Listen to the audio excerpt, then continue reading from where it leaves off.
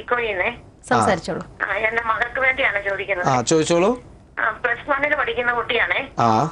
കുട്ടിക്ക് ഈ scholarship, post metric സ്കോളർഷിപ്പിന്റെ കാര്യം, അത് അപേക്ഷ കൊടുക്കുന്ന എല്ലാവർക്കും കിട്ടുന്നതാണോ? എല്ലാവർക്കും കിട്ടില്ല. അത് മൗലാന എന്ന് പറയുന്ന ഒരു സ്കോളർഷിപ്പിന്റെ കാര്യം കേട്ടു. അത് എന്ത് സ്കോളർഷിപ്പാ? മൗലാന. മൗലാന ആസാദ് എഡ്യൂക്കേഷണൽ ഫൗണ്ടേഷന്റെ സ്കോളർഷിപ്പാണ്. അതെന്താ?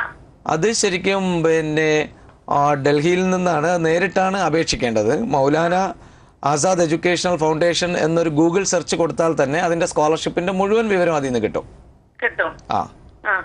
അത് അപേക്ഷ കൊടുക്കേണ്ടത് സ്കൂളിലാണോ? അല്ല, അത് നേരിട്ടാണ് അപേക്ഷ അയക്കേണ്ടത്.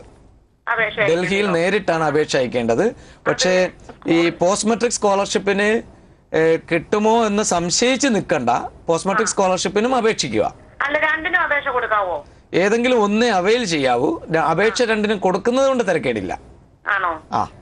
അപ്പൊ ഞാൻ ചോദിച്ചത്, ഇപ്പൊ ഏതെങ്കിലും ഇപ്പൊ ഇതിന് ആദ്യത്തേതിന് കൊടുത്തു കിട്ടിയില്ല, അതിന്റെ സമയം ഇപ്പോഴാണല്ലോ പോസ്റ്റ് മെട്രിക്കിന്റെ. അതെ. അപ്പൊ അത് കിട്ടിയാലും മറ്റേത് കിട്ടില്ല എന്ന് പറയുന്നത് കേട്ടു. അതുകൊണ്ടാണ് ഈ ചോദിച്ചത്. അല്ല, എല്ലാ കുട്ടികൾക്കും ഇത് അപേക്ഷിക്കാനുള്ള പെർമിഷൻ കൊടുത്തിട്ടുണ്ട്. അപ്പോൾ ഏതെങ്കിലും ഒന്ന് മാത്രമേ അവൈൽ ചെയ്യാവൂ.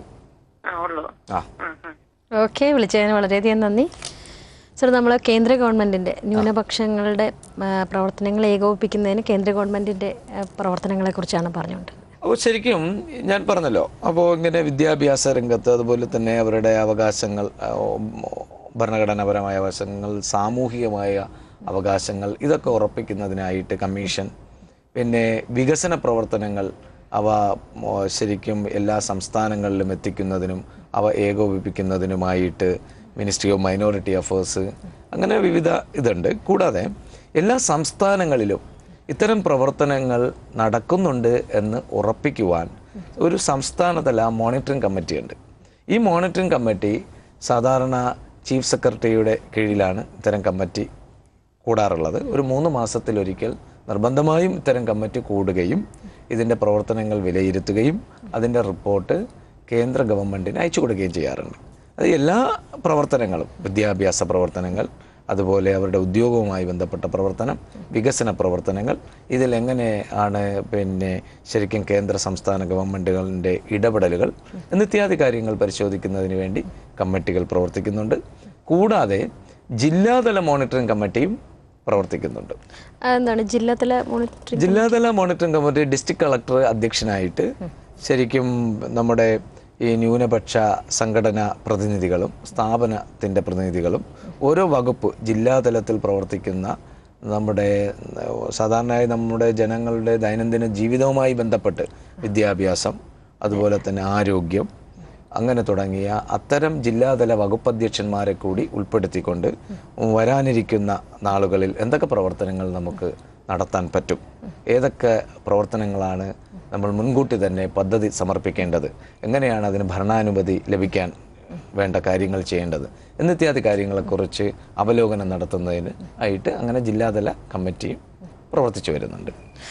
ഈ ന്യൂനപക്ഷങ്ങൾ ഈ ആനുകൂല്യങ്ങൾ ശരിക്കും അവർ ഉപയോഗപ്പെടുത്തുന്നുണ്ടോ, അവരറിയുന്നുണ്ടോ എന്നതിനെ കുറിച്ച്? വളരെ പ്രസക്തമായൊരു ചോദ്യമാണത്.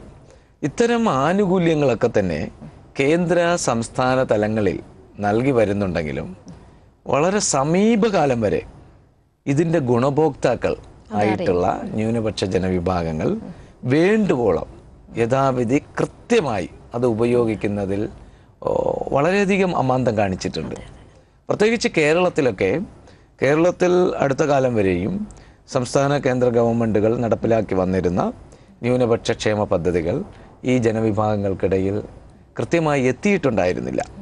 അത് സംസ്ഥാന കേന്ദ്ര ഗവൺമെൻറ് തലങ്ങളിൽ നിന്ന് വേണ്ടുവോളം കാര്യങ്ങൾ ചെയ്യുന്നുണ്ട്. പക്ഷെ എപ്പോഴും ഇതിൻ്റെ ഗുണഭോക്താക്കൾ ഒരല്പം താല്പര്യത്തോടു കൂടി, പ്രത്യേകിച്ച് ഈ പരിപാടി ശ്രദ്ധിക്കുന്ന ഈ ന്യൂനപക്ഷ സംഘടനകളോടും ന്യൂനപക്ഷ സ്ഥാപനങ്ങളോടും ഒക്കെ ഞാൻ പറയാൻ ആഗ്രഹിക്കുന്നത്, ഇത്തരം പദ്ധതികളെ സംബന്ധിച്ചിട്ടുള്ള വിവരങ്ങൾ നിങ്ങൾ കൃത്യമായി ശേഖരിക്കുകയും ആരാണോ ഇതിൻ്റെ ഗുണഭോക്താക്കൾ, ഇപ്പോൾ ഉദ്യോഗാർത്ഥികളാണെങ്കിൽ അവർക്ക്, അതുപോലെ തന്നെ വിദ്യാർത്ഥികളാണെങ്കിൽ അവർക്ക്, അതുപോലെ ഇതിൻ്റെ ഈ സാമ്പത്തിക സഹായവുമായി ബന്ധപ്പെട്ട ഇത്തരം കൃത്യമായ വിവരങ്ങൾ ഇതിൻ്റെ ഗുണഭോക്താക്കൾക്കിടയിൽ എത്തിക്കേണ്ടത് നമ്മുടെ ഒരു ദൗത്യമാണ് എന്ന് തന്നെ ന്യൂനപക്ഷ ക്ഷേമ പ്രവർത്തനങ്ങൾക്കായി നിലനിൽക്കുന്ന എല്ലാ സംഘടനകളും ഇത്തരം കാര്യങ്ങളിൽ പ്രത്യേകം ശ്രദ്ധിക്കണമെന്നൊരു അപേക്ഷ കൂടിയുണ്ട്. സാർ, നമ്മുടെ ഗൃഹപാഠത്തിൻ്റെ സമയം പൂർണ്ണമായി. എന്തായാലും ഇത്രയും കാര്യങ്ങളെങ്കിലും അറിയാൻ സാധിച്ചു. അത് അവർക്ക് ഉപയോഗമാകട്ടെ എന്ന് തന്നെ ആശംസിക്കുന്നു. വന്ന് ഇത്രയും സമയം നമുക്ക് വേണ്ടി ചെലവഴിച്ചതിന് വളരെയധികം നന്ദി.